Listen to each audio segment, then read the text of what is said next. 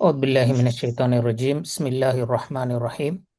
மதிப்புக்குரிய சகோதரர்களே சகோதரிகளே, அஸ்ஸலாமு அலைக்கும் வரஹ்மத்துல்லாஹி வபரகாத்துஹு. இன்ஷா அல்லாஹ் இன்றைய நாளில் நாங்கள் அடுத்த 3 காரணங்களையும் நாங்கள் இந்த இடத்துல பார்ப்போம். அதில் அப்போ தொடரில் 4வது காரணம் இன்றைய அமர்வில் முதலாவது காரணம்.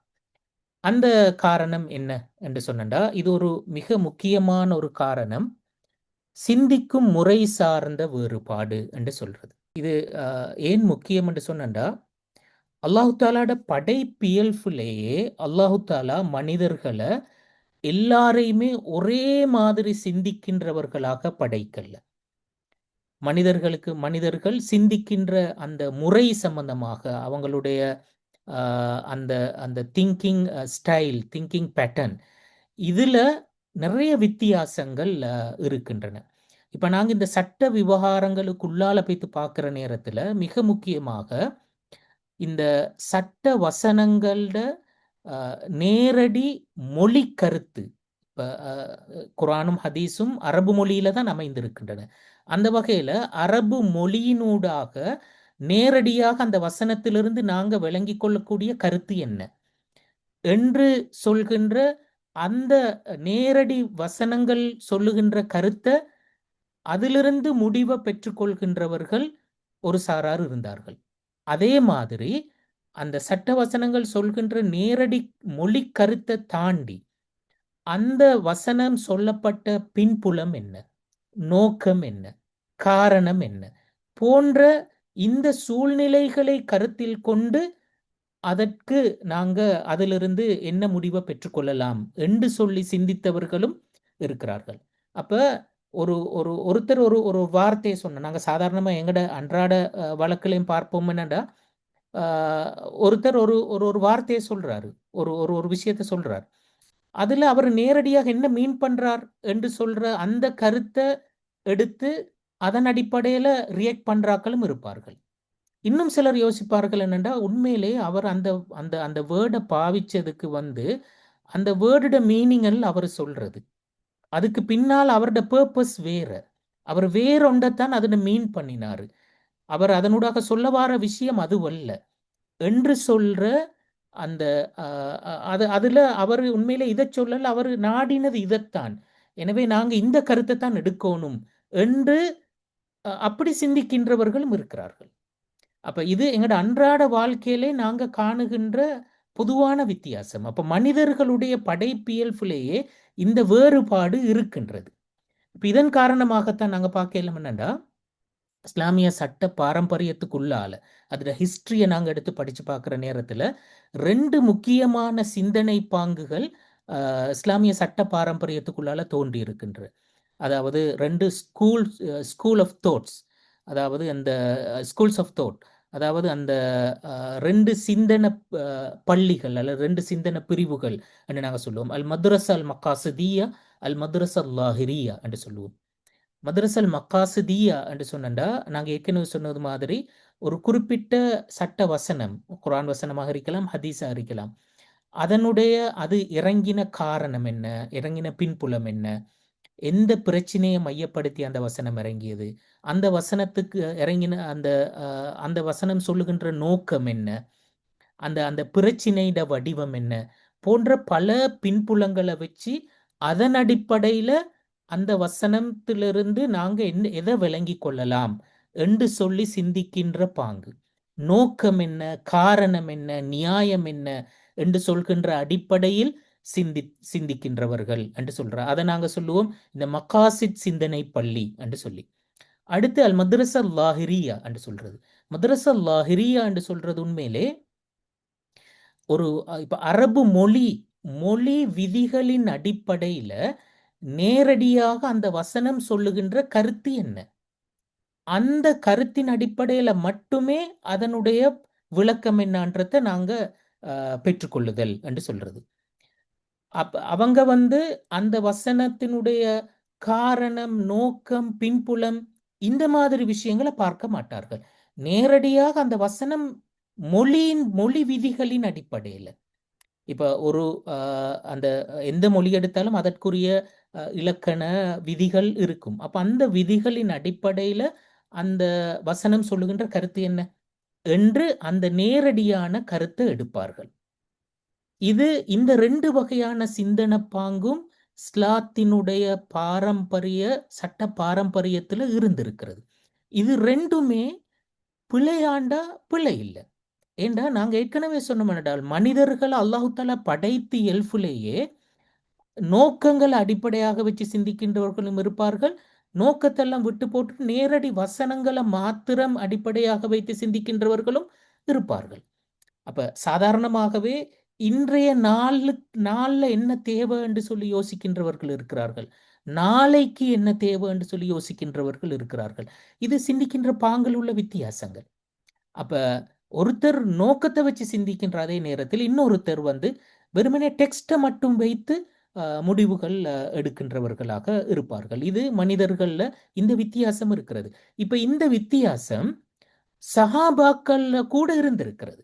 சஹாபா சமூகத்துல இந்த வித்தியாசம் இருந்திருக்கிறதாண்டா இப்ப நாங்க தெளிவாக காணுகின்ற ஒரு உதாரணம் தான் இந்த ஹதீசு பனி குரைதா என்று சொல்ற ரசூல் ஸல்லல்லாஹு அலைஹி வஸல்லம் அவர்கள், அதாவது பனு குரைதா என்ற கோத்திரத்துல அங்க என்ன நடக்கிறது என்று சொல்றத பார்த்து வருவதற்காக ஒரு ஒரு ஒரு சின்ன குழுவினரை அனுப்பி வைக்கிறார். அனுப்பி வைக்கிற நேரத்தில் அவங்களுக்கு சொல்ற உபதேசம் என்னண்டா, லா யுசல்லியன் அஹதுக்குமுல் அஸ்ர இல்லா ஃபி பனி குரைதா. நீங்க உங்கள யாரும் ஒரு ஆளும் கூட நீங்க அசர் தொலோனும் பனு குறைலால தான். அப்போ ஒரு நாள் காலையில அல்லது இப்ப லோஹரு புறவு கண்டுபிடிச்சுக்கலாமே. நாங்க இப்ப ரசூல்லா அனுப்புறார், லோஹரு புறவு தான் போறாங்க. இப்ப போறாங்க, நீங்க அசர் தொழுற நேரத்துல அப்ப அந்த அசர் தொலோனும் பனு குறைதா லேண்ட்ல அவங்களோட பூமிக்கு போய்த்து தான் நீங்க அசர் தொழணும் என்று சொல்லித்தான் அனுப்பி வைக்கிறார். இப்ப இவங்க இடையில போய் கொண்டிருக்கிறாங்க. இப்ப பிரயாணம் போகிறாங்க. போய்கொண்டிருக்கிற இடத்துல இடையில அசருக்குரிய நேரம் வந்துடுது. இப்ப அவங்களுக்கு மத்தியில ஒரு கருத்து வேறுபாடு வருது. இப்ப அசர் டைம் ஆயிட்டு தானே, இப்ப நாங்க வழியில அசர் தொழுறா இல்லாட்டி பனு குறைலாட பூமிக்கு பெய்த்து தான் அசர் தொழுறா. எப்ப நாங்க அசர் தொழுற ஏண்டா பனு குறைலாட பூமிக்கு போகும் வரையில நாங்க வெயிட் பண்ணினோம்டா அசர் நேரம் பிந்திரும். அப்ப அங்க கருத்து வேறுபாடு வந்தது. ஒரு குரூப் சொன்னாங்க என்னண்டா, ரசூலுல்லா எங்களுக்கு சொன்னது என்ன, அசர நீங்க தொழணும் எங்க, பனு குறைலா பூமியில தான். அப்ப ரசூல்லாட வேர்ட் அதுதான், அதை நாங்க மீறப்படாது. அங்க பெய்த்து தான் அசர் தொழுவோம், அது மஹ்ரிப் பிந்தினாலும் பரவாயில்ல. இந்த நிலைப்பாட்டில் உறுதியாக இருந்தார்கள். அடுத்த தரப்பினர் சொன்னார்கள் என்னண்டா, இங்க ரசூலுல்லா சொன்னதனுடைய நோக்கம் என்ன, ரசூல்லாட இந்த வசனத்திட நோக்கம் நாங்க அங்க போய்த்து தான் அசர் தொழணும்ன்றது அல்ல. அசர் நேரம் வந்தாலும் பரவாயில்ல, நீங்க அங்க போய்த்து அசர் தொழுங்க என்று சொல்றது அல்ல ரசூல்லாட நோக்கம். ரசூல்லாட நோக்கம் அசர் நேரம் ஆகின்ற நேரத்தில் நீங்க அந்த லேண்ட்ல இருக்கணும்.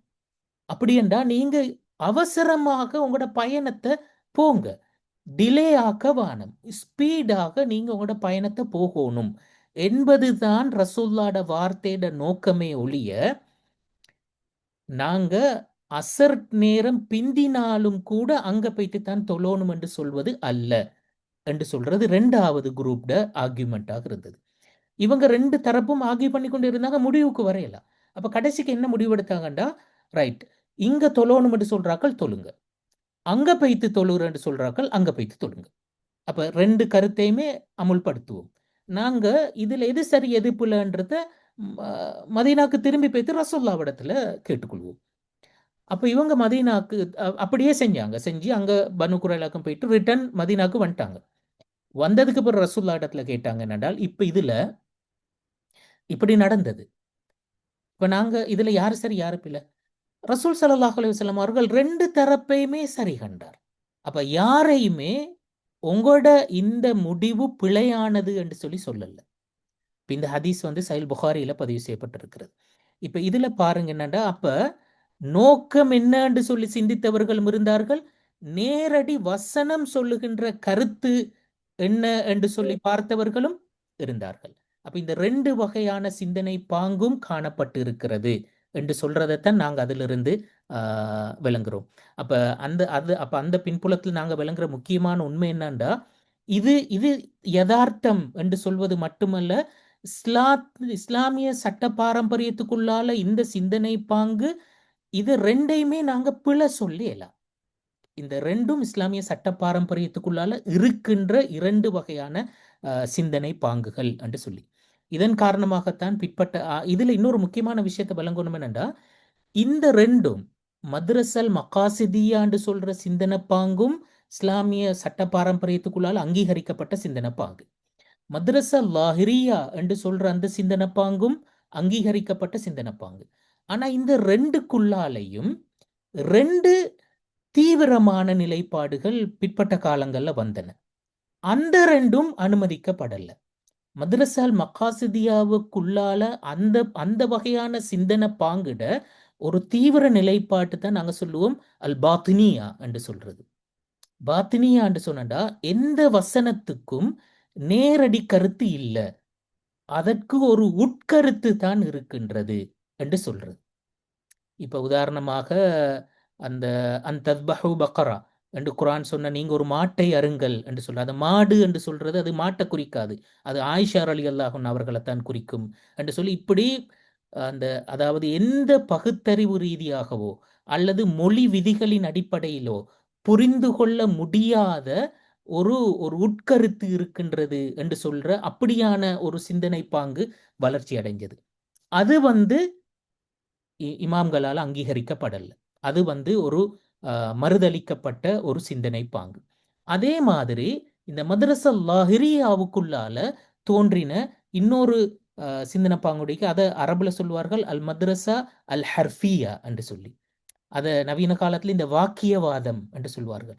அதாவது அந்த மொழியியல் விதிகளையும் தாண்டி, மொழியியல் விதிகளின் அடிப்படையில் தீர்மானம் எடுக்கிறது பிழை இல்லை, முடிவுக்கு வர்றது பிழை இல்லை. ஆனால் அந்த மொழியியல் விதிகளையும் தாண்டி நேரடி வசனங்கள்ல நின்று அவர்களுடைய அந்த மனோ இச்சைக்கு கட்டுப்பட்டு எடுக்கின்ற சில முடிவுகள். இப்ப நவீன காலத்துல குறிப்பாக இந்த 90கள பிற்பட்ட காலத்துல 2000கள ஆரம்ப காலங்கள்ல அரபுலகத்துல இப்படி சில இஜ்திஹாதுகள் இருந்திருக்கின்றன, இப்படி சில முடிவுகள், சட்ட முடிவுகள் இருந்திருக்கின்றன. அதாவது அவங்க சொல்லுவார்கள் என்னண்டா, இந்த இந்த டை கட்டுறது ஹராம் என்று சொல்ற ஒரு ஃபத்துவா அரபுலகத்தில் இருந்தது. டை கட்டுறது ஹராம், ட்ரௌசர் உடுக்கிறது ஹராம் என்று சொன்னார்கள். ஏன் காரணம் என்று சொன்னா, டை கட்டுறதும் ட்ரௌசர் உடுக்கிறதும் டை மட்டுமல்ல, கோட் உடுக்கிறது, கோட் போட்டு டை கட்டுறது, அதுக்கு மெச்சாகிற மாதிரி ஒரு நாங்க ட்ரௌசர் போடுறேன்னு சொல்றது அது ஹராம் என்று சொன்னார்கள். ஏன் என்றா அது மேற்கத்தியவர்களுடைய ஒரு ஆடை கலாச்சாரம். ஒரு ஹதீஸ் வருகிறது, மன் தஷப்பஹ மா பி கௌமின் ஃபஹுவ மின்ஹு. யாரு ஒரு சமூகத்தினுடைய கலாச்சார பண்புகளை பின்பற்றுகிறாரோ அவர் அந்த சமூகத்தை சேர்ந்தவர் ஆவார் என்று சொல்ற அந்த கருத்துல ஒரு ஹதீஸ் ஒன்று வருகிறது. இந்த ஹதீஸை கொண்டு வந்து இதற்கு அப்ளை பண்ணினார்கள். அப்ப அந்த அந்த ஹதீஸ் சொல்லுகின்ற கருத்து, ஒரு சமூகத்தினுடைய அந்த நடைமுறையை நாங்க பின்பற்றினோம்னா நாங்களும் அந்த சமூகம். அப்ப மேற்கத்து சமூகத்தினுடைய ஒரு ஆடை வடிவத்தை நாங்க பின்பற்றினோம் என்று சொன்னாப்புல, அப்ப நாங்களும் அந்த சமூகத்தை சேர்ந்தவராவர். அப்ப அந்த வகையில அந்த டை கோட் உடுக்கிறது ஹராம் என்று சொல்லி சொன்னார்கள்.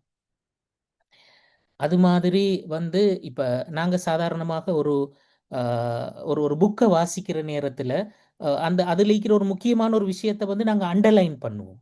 அதை ஹைலைட் பண்றதுக்கு நாங்க அண்டர்லைன் பண்ற ஒரு ஒரு ஒரு பழக்கம் ஒன்று இருக்கிறது. அதையும் ஹராம் என்று சொன்னார்கள். ஏனென்றா அண்டர்லைன் பண்ற அந்த சிஸ்டத்தை கொண்டு வந்தவர்கள் மேற்கத்தியர்கள். அதை நாங்க பின்பற்றினா அந்த சமூகத்தை போன்றவர்கள் ஆவோம் என்று சொல்லி, அப்ப நாங்க என்ன செய்யணும்னு சொல்றது, நீங்க ஓவர்லைன் பண்ணுங்க என்று சொன்னார்கள். இப்படியான சில ஃபத்துவாக்கள் வந்தன. உண்மையில அந்த ஹதீஸ் கருத்து அது அந்த ஒரு குறிப்பிட்ட சமூகத்தினுடைய மார்க்க அனுஷ்டானங்கள், அவர்களுடைய நம்பிக்கை, அவர்களுடைய வணக்க வழிபாடுகள், இதை நாங்க பின்பற்றுதல் என்று சொல்றது அந்த சமூகத்துக்கு ஒப்பான ஒரு விஷயம். அதை நாங்க பின்பற்றக்கூடாது. ஏனடா கலாச்சார மரபுகள் என்று சொல்றது ஒரு குறிப்பிட்ட சூழலை வாழுகின்ற எல்லாருக்கும் பொதுவானது. அதை மார்க்கம் தடுக்கல்ல. அப்ப இப்ப அரபு சமூகத்துல இந்த இந்த சௌப் உடுக்கிறது, இந்த ஜில்பாப் உடுக்கிறது, இந்த மாதிரி விஷயங்கள் அரபு சமூகத்தினுடைய ஒரு கலாச்சார மரபு. அது மார்க்கம் வலியுறுத்தின ஒரு ஆடை ஒன்று அல்ல. அப்ப அந்த வகையில அந்த அந்த அந்த அந்த ஹதீஸை வந்து நாங்க அதனுடைய அந்த மொழி விதிகளையும் தாண்டி மிகவும் ஒரு அதாவது மிக மேலோட்டமாக புரிந்து கொண்டதனால தான் இந்த வகையான முடிவுகளை எடுத்தார்கள். அப்ப இந்த அல் மதரஸ் அல் ஹர்ஃபியா அது பிழையானது. நவீன காலத்துல பலரும் அப்படியான நிலைப்பாடுகளுக்கு போனார்கள். அதை பொதுவாகவே அறிஞர்கள் மறுத்துரைத்தார்கள். அப்ப மதரசா மகாசிதியா ஏற்றுக்கொள்ளத்தக்கது, மதரசா லாஹிரியா ஏற்றுக்கொள்ளத்தக்கது, அதோட பாத்னியாவும் ஹர்ஃபியாவும் அது மறுதளிக்கக்கூடியவை என்று சொல்றதை நாங்க காண்றோம். அப்ப இந்த பின்புலத்துல தான் இஸ்லாமிய சட்ட பாரம்பரியத்துக்குள்ளால வந்த ஒரு மிக முக்கியமான ஒரு கருத்து வேறுபாடு பிற்பட்ட கால இமாம்களுக்கு மத்தியில வந்தது. கதியத்து தாலீல் என்று நாங்க சொல்லுவோம். அதாவது காரணம் காணுதல், ரீசனிங் என்று சொல்ற. இப்ப அல்லாஹு தாலா ஒரு சட்டத்தை சொல்கின்றான் என்று சொன்னான். நீங்க நோன்பு பிடிங்க என்று சொல்றான், நீங்க ஹஜ்ஜி செய்யுங்க, நீங்க தொழுகை நிலைநாட்டுங்கள், அக்கிமிஸ் சலாத் என்று சொல்றான். குத்திபா அலைக்குமுஸ் சியாம், உங்களுக்கு நோன்பு கடமையாக்கப்பட்டது, உங்களுக்கு தொழுகை கடமையாக்கப்பட்டது, தொழுகை நிலைநாட்டுங்கள், ஹஜ்ஜை நிறைவேற்றுங்கள் என்று சொல்லி அல்லாஹு தாலா சட்டங்களை சொல்றான். இந்த சட்டங்களுக்கு காரணம் இருக்கின்றதா இல்லையா? ரீசனிங் என்று சொல்ற ஒரு விஷயம் நாங்க அல்லாவினுடைய சட்டங்களுக்கும் அல்லாவினுடைய செயல்களுக்கும் ரீசனிங் சொல்லேலுமா? இயலாதா? இமாம்கள்ல ஒரு சாரார் சொன்னார்கள் என்னண்டா, அல்லாஹ் வந்து காரணங்களுக்கு அப்பால் பட்டவன், எனவே அல்லாவினுடைய செயல்களுக்கும் சரி அல்லாவினுடைய சட்டங்களுக்கும் சரி காரணங்கள் சொல்லி நாங்க அல்லாவை வரையறுக்க முடியாது என்று சொன்னார்கள். இன்னொரு சாரார் சொன்னார்கள், அப்படி இல்லை, நாங்க நம்பிக்கை சார்ந்த விஷயங்களுக்கு காரணம் கற்பிக்கிறதற்கு இயலா, வணக்க வழிபாடுகள் சார்ந்த பல விஷயங்களுக்கு காரணம் கற்பிக்கிறதுக்கு கஷ்டம். ஏனென்றா அது எங்களுடைய மனித பகுத்தறிவால் அதை அடையாளம் காண்றது, அதை கண்டுகொள்றது சிரமமானது. ஆனால் மனித வாழ்வோடு சம்பந்தப்பட்ட நிறைய சட்டங்களுக்கு காரணம் இருக்கின்றது. அப்ப காரணங்களின் அடிப்படையில நாங்க சட்டங்களை பெற முடியும் என்று சொல்லி சொன்னார்கள். அப்ப ஒவ்வொன்றுக்கும் காரணம் இருக்கிறது. அல்லாஹ் குறிப்பிட்ட ஒரு ஒரு ஒரு பொது காரணம் ஒன்றை வச்சு நிறைய சட்டங்களை கொண்டு வந்திருப்பான். அப்ப அந்த காரணத்தை நாங்க அடையாளம் கண்டோம்டா, அதே காரணம் இருக்கின்ற நேரத்துல நாங்க அதே சட்டத்தை என்ன செய்யலாம், அந்த குறிப்பிட்ட அந்த புதிய ஒரு பிரச்சனை வர நேரத்திலையும் அந்த காரணம் இருக்கின்ற நேரத்துல அதே சட்டத்தை நாங்க அங்க அமுல்படுத்த முடியும் என்று சொல்லி சொன்னார்கள். இதைத்தான் பிற்பட்ட காலத்துல இமாம் அபூ ஹனீஃபா போன்றவர்கள் கியாஸ் என்ற அந்த அணுகுமுறையினூடாக சொன்னார்கள். அப்ப இந்த காரணம் காணுதல் என்று சொல்றது அங்க இமாம்களுக்கு மத்தியில வந்து மிக முக்கியமான ஒரு இன்னொரு விஷயம். அப்ப இந்த ரெண்டு வகையான இஜ்திஹாதும் இருந்திருக்கிறது. இப்ப இந்த ரெண்டு தரப்புலையும் சில நியாயங்கள் இருக்கின்றன. அப்ப அதுல நாங்க நடுவுல நின்று பார்க்கிற நேரத்துல வந்து சில விவகாரங்கள்ல காரணம் காணேலாத விவகாரங்கள் இருக்கின்றன. அதே மாதிரி அடிப்படையில சட்டங்கள் என்று வருகின்ற நேரத்துல அவற்றில கண்டிப்பாக காரணம் காண முடியும். காரணங்களின் அடிப்படையில தான் அல்லாஹு தாலா சட்டங்களை சொல்லி இருக்கின்றான் என்று நாங்க பார்க்கலாம். அப்ப இந்த இந்த வகையான இந்த சிந்திக்கின்ற முறை சார்ந்த வேறுபாட்டினால தான் இந்த கருத்து வேறுபாடுகள் இஸ்லாமிய சட்ட மரபுக்குள்ளால தோன்றினதை நாங்க காணலாம். அப்ப இந்த ரெண்டு வகையான இந்த வேறுபாடுகளின் அடிப்படையில், இந்த சிந்திக்கின்ற முறை சார்ந்த வேறுபாட்டின் அடிப்படையில சில உதாரணங்கள், அதன் அடிப்படையில் வந்த வித்தியாசமான நிலைப்பாடுகள். இப்போ உதாரணத்துக்கு இமாம் இப்னு ஹஸ்ம், இவர் இந்த அல் மதரசா லாஹிரியா என்ற அந்த சிந்தனை பாரம்பரியத்தின் பின்புலத்தில் வந்தவர். அவர் வந்து அவருடைய ஒரு இஜ்திஹாத் ஒன்று இருக்கிறது. இதை வந்து உண்மையிலே அந்த லாஹிரியா இஜ்திஹாதாக நாங்கள் கருதுவதற்கு கஷ்டம். அதை வந்து உண்மையிலே ஒரு வகையான அந்த ஒரு ஒரு ஒரு ஹர்ஃபியா இஜ்திஹாத் மாதிரி தான் அது. அதாவது அதை பலரும் சொல்வார்கள், நவீன கால அறிஞர்கள் பலரும் சொல்றாங்க, அது மின் ஜல்லாத்தி இப்னு ஹஸ்ம். இப்னு ஹஸ்ம் அவருடைய அந்த ஆய்வுல தவறு விட்டு ஒரு இடம் என்று சொல்வார்கள். அதாவது இப்ப ஒரு ஹதீஸ் வருகிறது, ஒரு ஒரு ஒரு பெண் ஒரு ஒரு திருமணம் ஒரு ஒரு ஒரு கன்னி பெண்ணுக்கு வந்து நாங்க ஒரு திருமணம் பேசுறேன்னு சொன்னா அவளுடைய விருப்பம் கேட்கணும் என்று சொல்லி ஹதீஸ்ல வருகிறது. அப்படி விருப்பம் கேளுங்க, இத்னுஹா சம்துஹா, அவளுடைய மௌனம் தான் அந்த அவள் அதுக்கு விருப்பம் தெரிவிக்கின்ற வடிவம் என்று சொல்லி ஹதீஸ்ல வருகிறது. அவள் மௌனமாக இருந்தா அவளுக்கு விருப்பம் என்று கருத்து என்று சொல்லி ரசூல்லா சொன்னார். இப்ப இமாம் இப்னு ஹஸம் இந்த ஹதீஸுக்கு விளக்கம் சொல்ற நேரத்துல அவர் சொல்றாரு என்னண்டா, இப்ப அந்த பெண் வாயை திறந்து எனக்கு விருப்பம் என்று சொல்ற அந்த வார்த்தையை சொன்னால் இப்ப அந்த திருமணம் செல்லுபடியாகுமா? அவர் சொல்லுவாரு, அப்படி அந்த பெண் சொல்லக்கூடாது, அவள் மௌனமாகத்தான் இருக்கணும். சொன்னால் அந்த திருமணம் செல்லுபடியற்றதாக மாறும் என்று சொன்னார். இப்ப இந்த இஜ்திஹாத நாங்க இத அந்த அந்த லாஹிரியா இஜ்திஹாதாக நாங்க கொள்ளையிலுமா? ஏன்னா அப்படி கொள்ளையலான்னு சொல்லித்தான் நவீன கால அறிஞர்கள் சொல்லுவார்கள். ஏனென்றா இன்றுள்ள சமூக வழக்கத்துல நாங்க பார்க்கோம்னு சொன்னா, பெண்கள் இயல்பாக அந்த பேசுற சுதந்திரம் நிறைய இருக்கிறது. அவர்களுடைய வாழ்க்கை சூழல் நிறைய மாறி இருக்கிறது. அப்ப இன்றைக்கு விருப்பம் விருப்பமின்மை என்று சொல்றது நேரடியான வார்த்தை பிரயோகங்கள்ல தெளிவாக வெளிப்படுத்தப்படுகின்றது.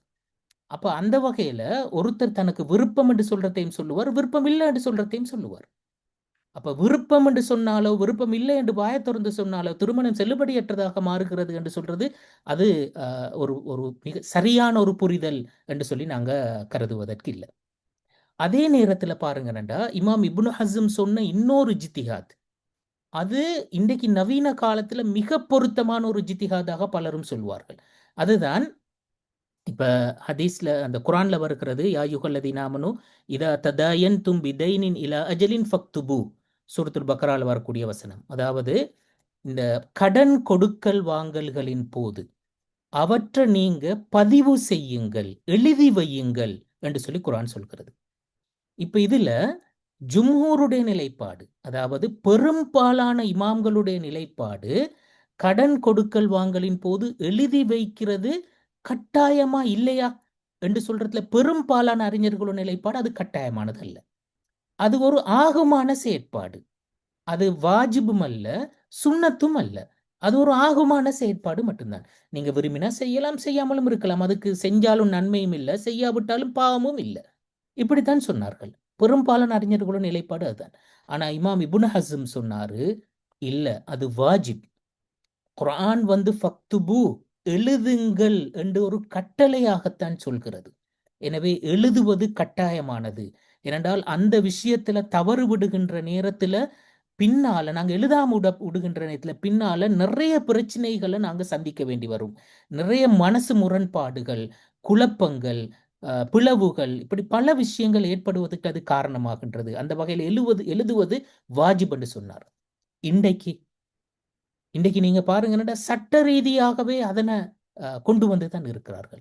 அப்ப அது எழுதுவது கட்டாயமானது என்று சொல்ற மாதிரி ஒரு நிலை தான் இன்றைக்கு இருக்கிறது.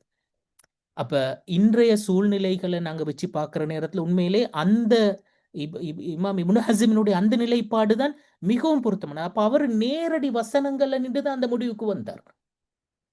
அது லாஹிரியா நிலைப்பாடு. ஆனா அடுத்தவர்கள் பார்த்தார்கள் என்னண்டா, இத அந்த கால சூழலோட பொருத்தி பார்த்தார்கள். அந்த கால சூழல்ல மக்கள் நிறைய நேர்மையாக இருக்கிறார்கள், நல்லவர்கள், அவங்களுக்கு மத்தியில பிரச்சனைகள் குறைவு, கொடுக்கல் வாங்கல்கள் பொதுவாகவே நம்பிக்கையின் அடிப்படையில தான் நடக்கின்றன. அப்ப அதுல ஒரு இஷ்யூ ஒன்று இல்ல. அப்ப நீங்க விரும்பினா செய்யுங்க, இல்லாட்டி செய்ய வேணாம். அப்படி ஒரு நிலைப்பாட்டுக்கு வந்தார்கள். அப்ப அந்த இடத்துல இமாம் இப்னு ஹஸமினுடைய நிலைப்பாடு தான் மிகவும் பொருத்தமானதாக இருந்திருக்கிறது. அதே மாதிரி இன்னொரு விஷயத்தை பாருங்க. இப்ப நவீன காலத்துல கூட இருக்கின்ற ஒரு மிக முக்கியமான சர்ச்சைகள் ஒன்று, நாங்க இந்த ட்ரௌசர் உடுக்கிறதாக இருந்தாலும் சரி, சாரம் உடுக்கிறதாக இருந்தாலும் சரி, கரண்டை காலுக்கு கீழே உடுக்கிறது அது கூடுமா கூடாதா? இப்ப ஒரு ஹதீஸ் வருகிறது, மா அஸ்ஃபல மினல் கஅபைனி மினல் இஸார் ஃபஹுவ ஃபின்னார். சஹீஹ் புகாரியில வரக்கூடிய ஒரு ஹதீஸ் அதாவது நீங்க உடுக்கின்ற உங்களோட அந்த சாரம், அந்த சாரத்துல கரண்டை காலுக்கு கீழே போகின்ற பகுதி, அப்ப அப்படி போனது என்று சொன்னா அது நரகத்துல தான் இருக்கும். அப்போ ஒரு மனிதனை நரகத்துக்கு கொண்டு போகக்கூடிய ஒரு விஷயம் இந்த கரண்டை காலு கீழால நாங்க ஆடைகள் அணிதல் என்று சொல்றது அந்த அந்த வசனத்துல மிச்சம் தெளிவாக இருக்கிறது. அப்ப அந்த வசனத்தினுடைய மொழியியல் விதிகளின் அடிப்படையில வச்சு பார்த்தால் அது நரகத்துக்கு எடுத்து செல்கிறது என்று இருந்தா, அப்ப கரண்டை காலு கீழால் நாங்க ஆடைகளை தாழ்த்தி அணிதல் என்று சொல்றது ஹராமானது. அதுதான் நேரடியான மொழி கருத்து. அது அல் மദ്രസல் லாஹிரியாக்கள் அந்த முடிவுக்கு தான் வந்தார்கள். ஆனா அல் மദ്രസல் மக்காசிதியாக்கள் அவங்க அதை சொன்னார்கள் என்னண்டா, இந்த ஹதீஸை நாங்க விளங்குகின்ற நேரத்துல இந்த ஹதீஸ் சொன்னப்பட்ட அந்த காரணம், பின்புலம், நோக்கம் இவற்றை மையப்படுத்தி நாங்க அதை விளங்குவோம் என்று சொன்னார்கள். அவங்க சொன்னாங்க என்னண்டா, இன்னொரு ஹதீஸ்ல வருகிறது, மன்ஜர்ர சௌபகு ஹுயலா, யாரு பெருமைக்காக தன்னுடைய ஆடைய தாழ்த்தி அதை அதை இழுபட்டு தூர்ந்து போகின்ற மாதிரி அணுகின்றாரோ அவரு அதுதான் கூடாது என்று சொல்லி இன்னொரு ஹதீஸ்ல வருகிறது. அப்ப அபூபக்கர் ரலியல்லாஹு அன்ஹு அவர்கள் இந்த ஹதீஸை சொல்ற நேரத்துல ரசூல்லா இடத்துல கேட்டு இருக்கிறார், யா ரசூலுல்லாஹ், என்னுடைய ஆடையும் பின்புறத்தால தாழ்ந்துதான் இருக்கிறது. இப்ப ரசூல்லா சொன்னார், இன்னக லஸ்த மின்மன் யஃஅலுஹு ஹுயலா, நீங்க இத பெருமைக்காக அப்படி செய்யற ஆள் அல்ல என்று சொன்னார். அப்ப இதெல்லாம் வச்சு இந்த மദ്രസல் மகாசிதியாவை சேர்ந்தவர்கள் சொன்னார்கள் என்னண்டா, இது பெருமைக்காக ஒருத்தர் அப்படி ஆடைகளை அந்த தாழ்த்தி உடுத்தல் என்று சொல்றது தான் ஹராமானது. அப்படி இல்லாம சாதாரண நிலைமையில் அப்படி உடுக்கிறது ஹராமானது அல்ல என்று சொல்லி சொன்னார்கள். ஏனென்றா அந்த காலத்துல இந்த ரோம பாரசீக சாம்ராஜ்யங்கள்ல மன்னர்களும் சரி, இந்த ராணிகளும் இளவரசிகளும் அவங்களோட அந்த பெருமைய பறைசாற்றுவதற்கு ஆடைகளை நீண்ட தூரத்துக்கு அப்படி இழுபட்டு போற மாதிரி உடுப்பார்கள். அதை சுமந்து செல்வதற்கே நிறைய பணியாளர்கள் வருவார்கள். அப்ப அப்படி ஒரு கலாச்சார பின்புலத்துல தான் ரசூல் அப்படி சொல்லி இருக்கிறார். அப்ப அந்த பெருமைக்காக உடுத்தல் என்று சொல்றதுதான் அங்க. அப்ப ஆடை உடுத்தல் என்று சொல்றதுல பெருமை என்ற காரணி வெளிப்படக்கூடாது. பெருமை என்ற காரணிக்காக ஒருத்தர் ஆடை அணிவாராக இருந்தால் அது அவரை நரகத்துக்கு எடுத்து செல்லும். இப்ப பெருமைதான் நரகத்துக்கு எடுத்து செல்கின்ற காரணமே ஒழிய ஆடையினுடைய வடிவம் அல்ல என்று சொல்லி அவர்கள் விளக்கம் சொன்னார்கள். அப்ப பாருங்க என்றால் இப்படி இந்த 2 வகையான விளக்கத்தை பெற்றுக்கொள்ள முடியுமாக இருந்தது. அது இந்த சிந்திக்கின்ற பாங்கின் அடிப்படையில வித்தியாசமான புரிதல்கள், வித்தியாசமான விளக்கங்கள் என்று சொல்றது. அப்ப சட்டத்துல கருத்து வேறுபாடு வருவதற்கு இந்த சிந்திக்கின்ற முறை சார்ந்த வேறுபாடும் ஒரு முக்கியமான காரணம் என்று சொல்றதை நாங்க இதிலிருந்து விளங்கிக் கொள்ளலாம். இது 4வது காரணம். 5வது காரணம் சூழல் வேறுபாடு. நாங்க வாழுகின்ற சூழல், காலம் இதெல்லாம் வித்தியாசப்படுறதற்கு ஏற்பவும் சட்டங்கள்ல வித்தியாசமான முடிவுகள் வருவதற்கு முடியும். இப்ப நாங்க அரபு நாட்டில் வாழுகின்றவர்கள், அதே மாதிரி இப்ப அமெரிக்கால வாழுகின்றவர்கள், இலங்கை போன்ற ஆசிய நாடுகள்ல வாழுகின்றவர்கள், இந்த சூழல் வித்தியாசங்களுக்கு ஏற்ப ஒரு ஒரு குறிப்பிட்ட சட்டத்துல வித்தியாசமான நிலைப்பாடுகள் வர முடியுமா என்றா தாராளமாக வர முடியும். அதே மாதிரி காலம் மாறுவதற்கேற்ப வித்தியாசமான நிலைப்பாடுகள் வர முடியுமா? தாராளமாக வித்தியாசங்கள் வர முடியும். அப்படி இஸ்லாமிய சட்ட பாரம்பரியத்துக்குள்ளால நிகழ்ந்து இருக்கின்றது. இப்ப அதற்கான மிகச்சிறந்த உதாரணம் தான் இந்த விலை கட்டுப்பாடு என்று சொல்ற இந்த பிரைஸை கண்ட்ரோல் பிரைஸ் என்று சொல்லுவோமே. பிரைஸை கண்ட்ரோல் பண்றத ஒரு ஆட்சியாளர் தலையிட்டு இப்படி பிரைஸை கண்ட்ரோல் பண்றதுக்கு இயலுமா?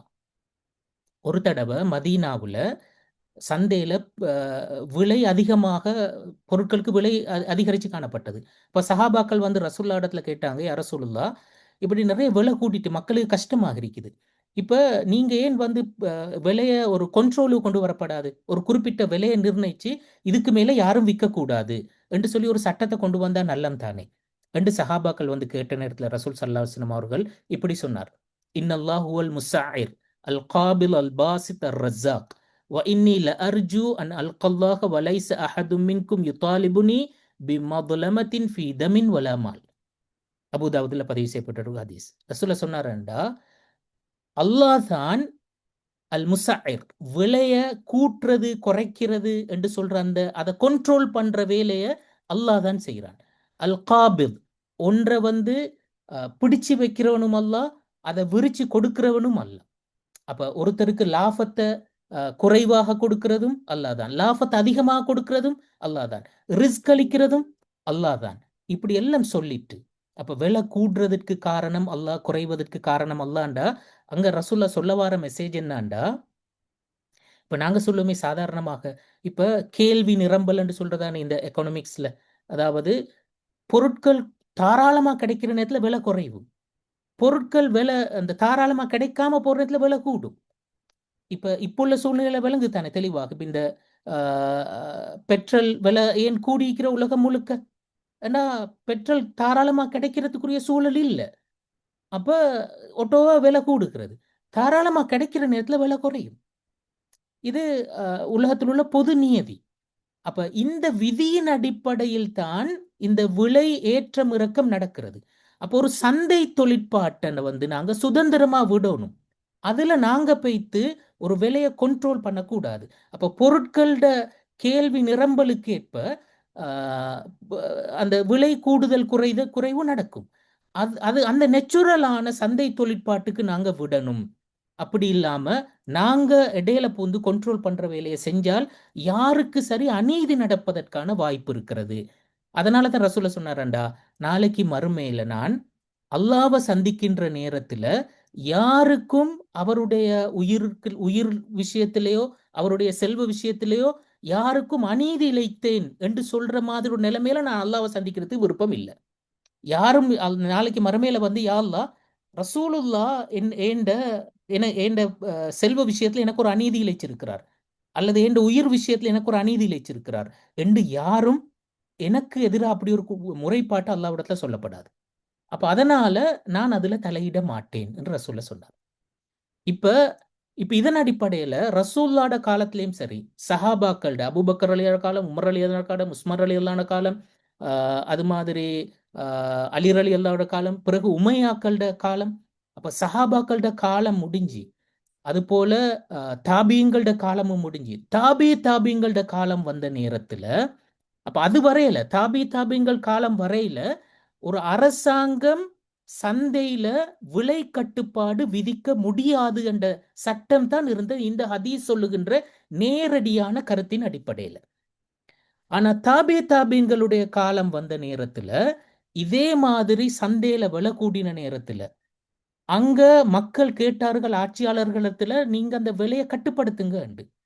அப்ப அந்த நேரத்தில் உள்ள அறிஞர்களிடத்துல ஆட்சியாளர்கள் கேட்டார்கள், இப்ப இந்த விலையை கட்டுப்படுத்துறதுக்கு எங்களுக்கு ஏழுமா?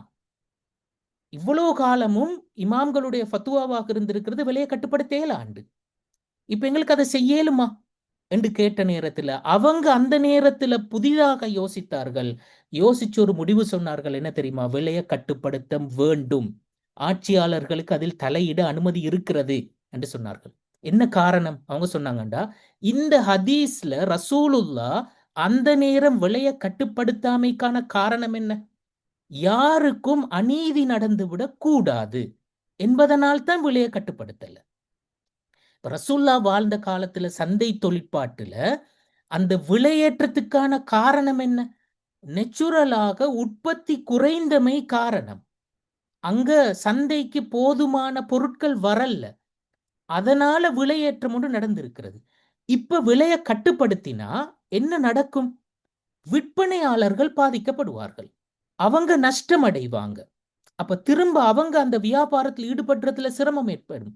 அப்ப அவங்களுக்கு ஒரு அநீதி நடக்கப்படாது என்பதனாலதான் ரசூலுல்லா அந்த இடத்துல விலையை கட்டுப்படுத்தல. ஆனா இந்த தாபியங்களுடைய காலத்துல நடந்தது என்ன? சந்தைக்கு பொருட்களை திட்டமிட்டு கொண்டு வராமல் விட்டார்கள். உற்பத்தி தாராளமாக நடந்திருக்கிறது. ஆனால் அவர்கள் என்ன செஞ்சாருங்கன்னா, விலை கூடுவதை எதிர்பார்த்து விலையை கூட்டுவதற்காக வேண்டி திட்டமிட்டு பொருட்களை மறைச்சார்கள், பதுக்கல் செஞ்சார்கள். இப்ப இந்த சூழல்ல இவங்க சொன்னாங்கடா, இந்த சூழல்ல நீங்க விலையை கட்டுப்படுத்தலாட்டி இந்த பொருட்களை வாங்குற நுகர்வோர்கள் இருக்கிறார்களே, இந்த நுகர்வாளர்கள் பாதிக்கப்படுவார்கள், அவங்களுக்கு ஒரு அநீதி நடக்கிறது. அப்ப அநீதி விற்பனையாளர்களுக்கு நடந்தாலும் அது தடுக்கப்படணும், நுகர்வாளர்களுக்கு நடந்தாலும் தடுக்கப்படணும். அந்த காலத்துல விற்பனையாளர்களுக்கு நடக்கப்படாதுன்னு தான் ரசூலா தடுக்காம விட்டார், அந்த விலையை கட்டுப்படுத்தாமல் விட்டார். இன்றைக்கு நுகர்வாளர்களுக்கு அநீதி நடக்கிறது, அதனால விலையை கட்டுப்படுத்தினாத்தான் அவர்களுக்கு நீதி கிடைக்கும். அப்ப அந்த நேரத்துல அங்க ஆட்சியாளர்கள் தலையிட்டு நீங்க அதை செய்ய வேண்டும் என்ற ஃபத்துவாவை கொடுத்தார்கள். அப்ப பாருங்க, அவங்க நோக்கத்தை மையப்படுத்தி இந்த இடத்துல அந்த முடிவுக்கு வந்தார்கள். அப்ப இங்க பாருங்க, ரசூல்லாட காலத்திலிருந்து தாபியங்களோட காலம் வரையில இருந்த சூழல் வித்தியாசம். அப்ப அந்த சூழல விலை கட்டுப்பாடு என்று சொல்லி ஒன்று நடக்கக்கூடாது என்ற ஃபத்துவா தான் இருந்தது. ஆனால் அதற்கு பிறகுள்ள காலத்துல சூழ்நிலை மாறியது, எனவே விலை கட்டுப்பாடு என்ற அதுல ஆட்சியாளர்கள் செய்ய முடியும் என்ற அந்த ஃபத்துவா வந்தது. அப்ப காலம் மாறுவதற்கேற்ப, சூழ்நிலைகளும் பிரச்சனைகளும் மாறுவதற்கேற்ப புதிய ஃபத்துவா தோன்ற முடியும். இந்த பின்புலத்துல தான் இமாம் ஷாஃபியினுடைய பிரபல்யமான ஒரு ஃபத்துவா ஒன்று இருக்கிறது. அதாவது அவர் இந்த பொதுவாக இமாம் ஷாஃபி பொதுவா எல்லா மதுஹபிலும் சொல்றேன்டா, அந்த அஜ்னபியான ஒரு ஆணும் பெண்ணும் தனித்திருக்கிறது கூடுமா? கூடாது. அது ஹராம் என்றுதான் எல்லாரும் பொதுவாக அதுல உடன்படுவார்கள்.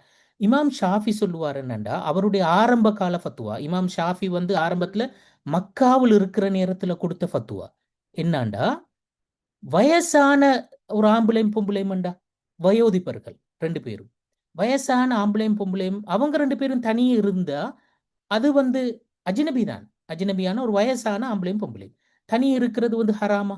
அவர் சொன்னார், வயோதிபர்கள் தானே, அவங்களுக்கு உணர்வுகள் பெருசா இல்லை, அதனால அந்த அந்த அப்படியான அந்த ஃபீலிங்ஸ் இல்லாதனால அவங்க தனியே இருக்கிறது பிரச்சனை இல்லைன்னு சொன்னார்.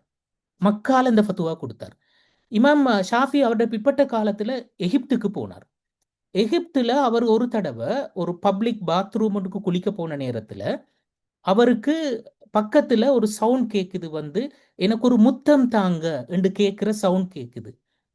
அப்ப அது பிறகு அவருக்கு தெரிய வருது, அந்த இடத்துல இருந்தது ஒரு வயோதிப ஆணும் பெண்ணும், அவங்க கணவன் மனைவி அல்ல. அப்படி ஒரு வயோதிப ஆணும் பெண்ணும் தான் அவங்களுக்கு மத்தியில முத்தங்களை பரிமாறிக்கொண்டதாக அவரு அந்த அந்த சம்பவம் அவருக்கு தெரிய வருகிறது. அப்ப அங்க வைத்து அவர் அந்த ஃபத்துவாவை மாத்துறார். அவரு சொல்றாருண்டா, வயோதிப ஆணும் பெண்ணுமாக இருந்தாலும் கூட தனித்திருத்தல் கூடாதுன்னு சொன்னார். பாருங்க, மக்கால கொடுத்த ஃபத்துவாவும் எகிப்தில கொடுத்த ஃபத்துவாவும் வித்தியாசம். காலம் சூழ்நிலை மாறுறதற்கேற்ப வித்தியாசமான ஃபத்துவா வந்தது. அதே மாதிரி இமாம் ஹைரவானி, அவர் இமாம் ஹைரவானி இமாம் மாலிக்குடைய மாணவர். இமாம் மாலிக்ட கருத்துப்படிக்கு நாய் வளர்த்தல், பாதுகாப்பு நோக்கங்களுக்காக வீட்டுல நாய் வளர்த்தல் என்று சொல்றத அவர் அவசியம் இல்லை. ஏனென்றா அவர் சொன்னார் அது தேவையில்ல, அது கூடாது என்று சொன்னார். நாய் வளர்த்தல் கூடாது என்று சொல்ற இமாம் மாலிக்குடைய ஃபத்துவா. இப்ப இமாம் ஹைரவானி அவர் இமாம் மாலிக்கு மிக பிற்பட்ட காலத்துல வாழ்ந்த அவருடைய மாணவர்கள் ஒரு ஆள், அவருடைய அந்த அந்த மதுஹப்ல வந்த ஒருத்தர். அவரு அவருடைய காலத்துல அவரு நாய் வளர்த்தார். அவருடைய வீட்டுல பாதுகாப்புக்காக நாய் வளர்த்தார்.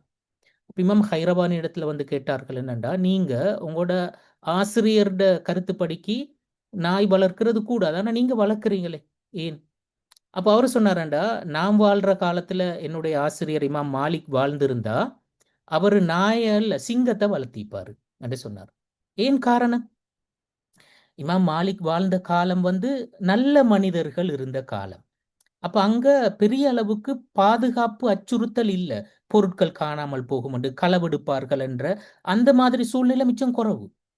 அப்ப அதனால அவர் அப்படி ஒரு தேவை இல்லாதனால அது நாய் வளர்த்தல் கூடாதுன்னு சொன்னார். ஆனா நான் வாழ்ற காலம் அப்படி இல்லை. இந்த காலத்துல நிறைய பிரச்சனை இருக்கிறது, பொருட்களுக்கு பாதுகாப்பு இல்லை. அப்ப நாய் வளர்த்து தான் நான் இந்த பொருட்களை பாதுகாக்க வேண்டி இருக்கிறது. அப்ப இந்த சூழல் மாறினத்தினால அந்த தீர்மானம் எடுக்க வேண்டி இருக்கிறது என்று சொல்லி அவர் சொன்னார். அப்ப பாருங்க, சூழல் மாறினத்தினால ஃபத்துவா மாறியது. இதுல இன்னொரு முக்கியமான விஷயம் பாருங்கன்னா, இப்ப உங்களுக்கு தெரிஞ்சிருக்கும், அதாவது திருமணத்துக்கு வழி அவசியமா என்று சொல்றது. திருமணம் ஆகாத நாங்க இப்போ ஒரு பொம்பளை பிள்ளையை திருமணம் முடிச்சு கொடுக்கிறோம் என்று சொன்னா, அந்த பெண் பிள்ளைக்கு அவள் நேரடியாக அவளோட திருமணத்தை செஞ்சு கொள்றதுக்கு இயலாது. அவளுக்கு வழியாக பொறுப்பாக அவருடைய தந்தையோ யாரோ ஒருத்தர் இருந்துதான் அந்த அந்த திருமண ஒப்பந்தத்தை செய்யணும். இப்ப திருமணம் ஒப்பந்தம் அது ஒரு எக்ரிமெண்ட் தானே, எக்ரிமெண்ட்டை சம்பந்தப்பட்ட 2 பேரும் தானே செய்யணும். அப்ப அந்த திருமணம் முடிக்கிற மணமகனும் மணமகளும் தான் செய்யணும். ஆனா மணமகனுக்கு நேரடியாக அந்த திருமண ஒப்பந்தத்துல ஈடுபடுறதுக்குரிய அதிகாரம் இருக்கிறது. மணமகளை பொறுத்த வரையில அவள் ஒரு திருமணம் ஆகாத இப்ப முதல் தடவையா திருமணம் செய்கின்ற ஒரு பெண் என்று சொல்லி இருந்தால், அங்க ஷாஃபி மதுஹபினுடைய நிலைப்பாடு அவளுக்கு நேரடியாக அந்த ஒப்பந்தத்தில் ஈடுபடையல. அவள் என்ன செய்யறோம்னா, அவளுக்கு பகரமாக அவளுடைய வழிதான் அந்த ஒப்பந்தத்தில் ஈடுபடணும் என்று சொல்ற. அதைத்தான் நாங்க சொல்லுவோம், திருமணத்துக்கு வழி அவசியம் என்று சொல்றதனுடைய கருத்து அதுதான். இப்ப ஷாஃபி மதுஹப் சொன்னார்கள் அந்த வழி கட்டாயமானது என்று சொன்னார்கள். வழி இல்லாட்டி அந்த திருமணம் செல்லுபடி ஆகாது, அந்த சட்ட வெலிடேஷன் இல்லை என்று சொல்லி சொன்னார்கள். ஆனா ஹனஃபி மதுஹப் ஹனஃபி மதுஹப் சொன்னார்கள் என்னண்டா அது செல்லுபடியாகும். அதாவது ஒரு வழி இல்லாமல் ஒரு பெண் நேரடியாக அவளோட திருமணத்தை செஞ்சால் அந்த திருமண ஒப்பந்தம், அந்த எக்ரிமெண்ட் ஏற்றுக்கொள்ளப்படுமானா ஏற்றுக்கொள்ளப்படும் என்று சொல்லி ஹனஃபி மதுஹபினர் சொன்னார்கள். இப்ப இந்த ரெண்டு கருத்துக்களும் இருக்கின்றன. இப்ப இதுல நவீன காலத்துல வாழ்ந்த ஒரு முக்கியமான அறிஞர் தான் டியூனிஷியால வாழ்ந்த இமாம் முகமது தாஹிர் இப்னு ஆஷூர். இப்னு ஆஷூர் சொன்னார் என்றால் இந்த ரெண்டு கருத்துக்களும் ரெண்டு சூழ்நிலைக்கு பொருத்தமானது. அவர் சொன்னார் இந்த ஐரோப்பிய சூழலை பொறுத்த வரையில ஐரோப்பிய சூழல்ல பொதுவாக 18 வயசானா எல்லாரும் சுதந்திரமாக தீர்மானம் எடுத்து அவங்களோட விஷயத்துக்கு அவங்களே பொறுப்பு என்று சொல்ற வகையான குடும்ப செட்டப் தான் இருக்கிறது. அவங்களோட குடும்ப கட்டமைப்பு மிச்சம் இறுக்கமானது அல்ல, மிச்சம் தளர்வான சுதந்திரம் கூடின ஒரு குடும்ப கட்டமைப்பு தான் ஐரோப்பிய உலகத்தில் இருக்கிறது. அந்த உலகத்துக்கு நாங்க ஹனஃபி மதுஹபினுடைய ஃபத்வா பொருத்தமானதாக இருக்கும். ஆனா ஆசிய நாடுகளை பொறுத்த வரையில, அரபு நாடுகளை அல்லது இந்த கீழேத்தேய நாடுகள் நாங்க சொல்ற நாடுகள் இருக்கிறது, இந்த நாடுகள்ல குடும்ப கட்டமைப்பு மிச்சம் இறுக்கமானது. அப்ப இங்க நாங்க இந்த ஹனஃபி மதுஹபினுடைய கருத்தை பின்பற்ற என்று சொல்றது உண்மையிலே சிக்கலாயிருக்கும். அப்ப இந்த சூழல்ல நாங்க இந்த ஷாஃபி மதுஹபினுடைய நிலைப்பாட்டை அந்த அமலுக்கு கொண்டு வரதான் மிச்சம் பொருத்தமானது. இந்த குடும்பங்கள் மிச்சம் இறுக்கமான நிலை அந்த கட்டமைப்புக்குள்ளால் இருக்கிறது. அதே நேரத்துல குடும்ப உறவுகளும் மிச்சம் க்ளோஸ் ஆக இருக்கிறது. அன்பு, இரக்கம், அது இதெல்லாம் சரியான கூட. ஒரு ஒரு குடும்பம் எல்லாரும் சேர்ந்து தான் ஒரு தீர்மானம் எடுப்பார்கள். அப்படியான ஒரு ஒழுங்கொண்டு இருக்கிறது. அப்ப இந்த குடும்ப செட்டப்புக்கு இந்த ஷாஃபி மதுஹபினுடைய வழி தேவை என்ற கருத்து தான் மிச்சம் பொருத்தமானது என்று சொல்லி அவர் சொன்னார். அப்ப பாருங்க, சூழ்நிலைக்கேற்ப வித்தியாசமான நிலைப்பாடுகளுக்கு வர முடியுமாண்டா வர முடியும். இப்ப இலங்கையில 2018ஆம் ஆண்டு இந்த முஸ்லிம் மேரேஜ் அண்ட் டைவோர்ஸ் ஆக்ட் அந்த சீர்திருத்தம் சம்பந்தமாக ஜஸ்டிஸ் சலீம் மர்சூப் அவர் ஒரு ப்ரொபோசலை முன் வச்சிருந்தார். அதுல அவரு சொல்லியிருந்தாருண்டா 18 வயசானா ஆம்பளை புலகளா இருந்தாலும் சரி, பொம்பளை புலகா இருந்தாலும் சரி, அவங்களுக்கு வழி தேவல்ல என்று சொல்ற சட்ட திருத்தம் வரணும் என்று சொல்லி அவர் ஒரு பிரேரணையை முன் வச்சிருந்தார். அவரு அதுக்கு சொல்ற நியாயம் என்னாண்டா, எல்லா விஷயங்கள்லையும் 18 வயசானா அவங்க சுதந்திரமா தீர்மானம் எடுக்கலும் தானே, ஏன் இந்த திருமண விஷயத்துல மட்டும் பொம்பளை பிள்ளைக்கு நாங்க அப்படி ஒரு கட்டுப்பாடு போடணும்? போட வேண்டிய அவசியமே இல்லை. அப்ப எனவே வழி அவசியம் இல்லைன்னு நாங்க சட்ட திருத்தம் கொண்டு வரணும் என்று சொல்றதுல அவர் உறுதியாக இருந்தார். அப்ப அதை நாங்க டிஸ்கஸ் பண்ணின நேரத்துல நாங்க இந்த விஷயங்கள் எல்லாம் விளங்கப்படுத்தி நாங்க சொன்னோம், இலங்கை சூழலை பொறுத்த வரையில இலங்கை சூழல்ல இங்குள்ள குடும்ப அமைப்புகள், இங்குள்ள மக்களுடைய கலாச்சாரம் இதெல்லாம் வச்சு பார்க்கிற நேரத்துல நாங்க கட்டாயமாக வழி தேவை என்ற கருத்தை தான் வலியுறுத்தணும். சட்டத்துல அது கட்டாயம் வரணும் என்று சொல்லி நாங்க சொன்னோம். இந்த இலங்கையில நிறைய கேசஸ் இருக்கிறது. முஸ்லிம் பொம்பளை புலகள் அவங்க சின்ன வயசுலேயே சில சமயங்கள்ல அடுத்த மதத்தை சேர்ந்தவர்களோட ஓடி போற நிலைமையும் இருக்கிறது. அப்படி ஏமாற்றப்பட்டு கூட்டிக்கிட்டு போகப்படுற ஆக்களும் இருக்கிறார்கள். இப்ப இந்த மாதிரி சூழ்நிலையில இந்த வழி தேவை என்ற சட்டம் இருக்கிற நேரத்துல நிறைய குடும்பங்கள் எங்களுக்கு பாதுகாக்க முடியுமாக இருக்கு. அவங்க மார்க்கத்துட்டு போகாமல் பாதுகாப்பதற்கு கூட அதுக்கு எங்களுக்கு ஹெல்ப் பண்ணும். அப்ப இப்படியான இந்த சூழ்நிலைகளினால நாங்க இந்த வழி தேவை என்ற சட்டத்தை வைக்கிறது தான் பொருத்தம் என்று சொல்ற ஒரு ஒரு ஒரு நியாயத்தை அந்த நேரம் நாங்க பேசினோம். அப்ப நான் சொல்ல வந்தேன் என்றால், இது இப்ப இலங்கை சூழல்ல வச்சு நாங்க எடுக்க முடியுமான ஒரு தீர்மானம் அது. அப்ப சூழல் மாறுபடுவதற்கு ஏற்ப நாங்க சட்ட முடிவுகள் மாறுபடுவதற்கான வாய்ப்பு இருக்கிறது என்று சொல்றதை நாங்க அதிலிருந்து விளங்குறோம். அடுத்து 6வது கடைசியான விஷயத்த நான் சுருக்கமா சொல்லி முடிக்கிறேன். இயல்பு வேறுபாடு. இப்ப இயல்பு, மனிதர்களுடைய இயல்பு எல்லாரும் ஒரே மாதிரி இல்லை தானே. சிலர் கொஞ்சம் இறுக்கமான கடுமையான போக்கு கொண்டவர்களாக இருப்பார்கள். சிலர் சரியான பிளெக்சிபிளான ஆக்களாக இருப்பார்கள். கொஞ்சம் நெகிழ்ந்து கொடுக்கின்ற போக்கு கொண்டவர்களாக இருப்பார்கள். இப்ப சஹாபாக்கள்ல நல்ல உதாரணம் இப்னு உமர் ரலியல்லாஹு அவர்களும் இப்னு அப்பாஸ் ரலியல்லாஹு அவர்களும். இப்னு உமர் ரலியல்லாஹு அவர்கள் கொஞ்சம் இறுக்கமான போக்கு கொண்டவர். இப்னு அப்பாஸ் ரலியல்லாஹு அவர்கள் சரியான பிளெக்சிபிளான போக்கு கொண்டவர். அதன் காரணமாகத்தான் இப்னு உமர் ரலியல்லாஹு அன்ஹு அவர்கள் இந்த சின்ன புலகளை தூக்கி கொஞ்சி அது அவங்கள முத்தமிடுற வேலையெல்லாம் நிறைய செய்ய மாட்டார். ஏன்னா அவரு காணுவாருண்டா அவங்களுடைய எச்சில் படுறத அவர் விரும்புறல்ல. அதை அவர் கொஞ்சம் அசுத்தமாக கருதுவார். அது பட்டா நாங்க திரும்ப கழுவணும், சுத்தப்படுத்தணும், அது டிஸ்டர்ப் என்று சொல்லி அவர் கருதுவார். ஆனா இமாம் இப்னு அப்பாஸ் ரலியல்லாஹு அன்ஹு அவர்கள் அவர் அப்படி பார்க்கறல்ல. அவர் சொல்றாரு அவங்க இந்த இந்த பூக்களை ஃப்ளவர்ஸ், அவங்க பூக்களை மாதிரியான ஆக்கள், அந்த பூக்களை நாங்க இப்ப முகர்ந்து பார்க்கணும் என்று அவர் சொல்லுவார். அப்ப அந்த வகையில அவர் புள்ளைகளை தாராளமா எடுப்பாரு, கொஞ்சுவாரு. அவங்களோட எச்சில் படும், அது இதெல்லாம் படும். அவர் அதை கணக்கெடுக்க மாட்டார். அது அது அசுத்தம் அல்ல என்று சொல்லி அவர் கருதுவார். பாருங்க அவர்கிட்ட அந்த இயல்பு, அந்த பிளெக்சிபிளான அந்த இயல்பு. அப்ப அதனால அவர் அப்படி பார்க்கிறார். அதை இவர்கிட்ட கொஞ்சம் இறுக்கமான போக்கினால் அவர் அப்படி பார்க்கிறார். இதன் காரணமாகத்தான் பாருங்க இப்ப வுலு செய்கின்ற நேரத்துல கண்களுக்குள்ளாலையும் தண்ணீர் போகணுமா இல்லையா? அதுல இப்னு உமர் ரலியல்லாஹு அன்ஹு அவர்கள் சொல்றாரு கண்ணுக்குள்ளாலையும் தண்ணி போகணும் என்று. அவர்கிட்ட கொஞ்சம் அந்த இறுக்கமான அந்த போக்கு தான் எனக்கு காரணம். இப்னு அப்பாஸ் ரலியல்லாஹு அன்ஹு சொன்னா அப்படி தேவையில்லை. நாங்க கண்ணை மூடிக்கொண்டு முகத்தை கழுவினாலும் வுலு கூடும் என்று அவர் சொல்லுவார். அப்ப அவர் அந்த பிளெக்சிபிளான போக்கு அவரிடத்துல இருந்திருக்கிறது. அதே மாதிரி தான் பாருங்க இப்ப இந்த பெண்கள் விஷயத்துல, அதாவது பெண்கள் விஷயத்துல என்ன சொல்ற, ஆண்கள் பெண்கள் ரிலேஷன்ஷிப், இந்த ரிலேஷன்ஷிப் என்ற இந்த மேட்டரை பொறுத்தவரையில நிறைய அந்த கருத்து வேறுபாடு இந்த விஷயங்கள்ல சரியான வந்திருக்கிறது. அதுல மிச்சம் பிளெக்சிபிளான நிலைப்பாட்டை பேசினவர்களும் இருக்கிறார்கள், இறுக்கமான நிலைப்பாட்டை பேசினவர்களும் இருக்கிறார்கள். இதுக்கு மிக முக்கியமான காரணம் உண்மையிலே அந்த சட்ட வசனங்களோ ஆதாரங்களோ விளங்கி கொள்கின்ற வடிவங்களோ இது எல்லாத்தையும் விடவும் அவர்களுடைய இயல்பு வேறுபாடுதான் மிக முக்கியமான காரணம்.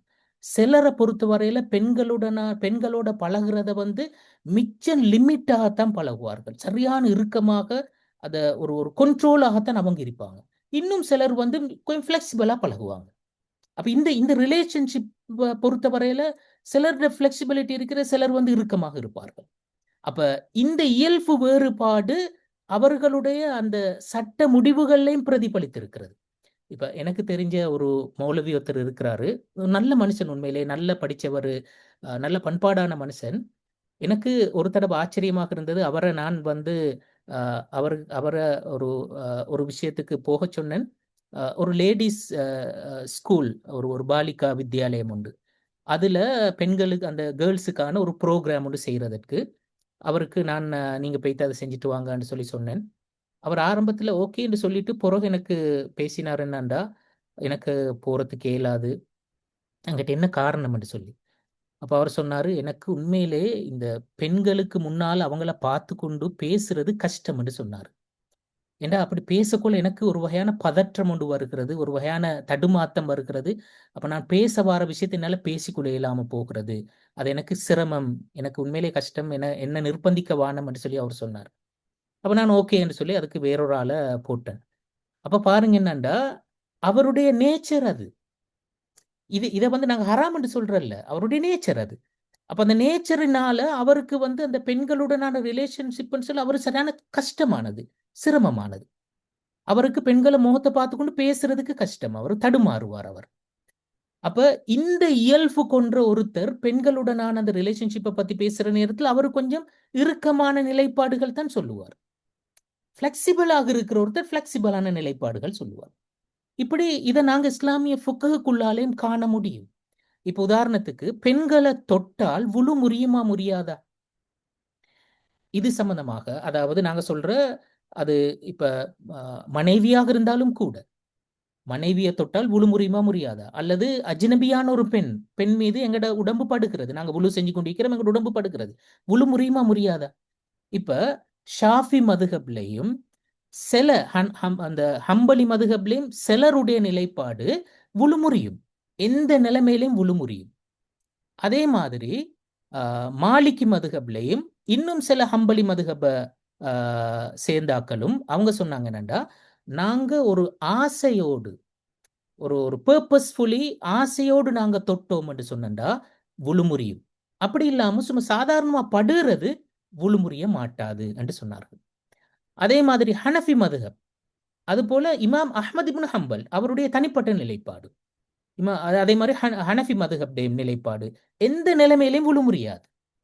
அதாவது அது வந்து நாங்க ஒரு ஆசையோட தொட்டாலும் சரி, அல்லது பர்பஸ்ஃபுல் இல்லாம பட்டாலும் சரி, முழு முடியாது என்று சொன்னார்கள். இப்ப குர்ஆன்ல வரக்கூடிய "அவு லாமஸ்துமுன் நிஸா", பெண்களை நீங்கள் தொட்டால் என்று வரக்கூடிய அந்த வசனம். இந்த தொடுதல் என்று சொல்றதற்கு என்ன மீனிங் என்று சொல்றதுல அவர்கள் பல கருத்துக்களை சொன்னார்கள். அந்த பல கருத்துக்கள் எதனால வந்தது? இப்ப சிலர் சொன்னார்கள், அது வந்து ஆணுக்கும் பெண்ணுக்கும் இடையிலான அந்த உடலுறவைத்தான் குறிக்கும் என்று சொன்னார்கள். சிலர் சொன்னார்கள் ஆசையோடு தொடுவதை குறிக்கும் என்று சொன்னார்கள். சிலர் சொன்னார்கள் இல்ல சாதாரணமா படுகிறதையும் அது குறிக்கும் என்று சொன்னார்கள். இப்ப இந்த வித்தியாசமான கருத்துக்களை சொல்றதற்கு எது காரணமாக அமைந்தது? அப்ப பல இமாம்கள் இந்த இந்த மஸ்அலாவை, இந்த விவகாரத்தை ஆய்வு செஞ்ச நேரத்துல அவங்க சொன்னாங்க என்னன்னா, இது வந்து இயல்பு வேறுபாட்டினால தான் இந்த வித்தியாசமான நிலைப்பாடுகள் வந்தன என்று சொல்வார்கள். அப்ப இந்த இந்த இப்படி வித்தியாசங்கள் ஒவ்வொருத்தருடைய, இப்ப சிலர் வந்து மிச்சம் பேணுதலான ஆட்களாக இருப்பாங்க.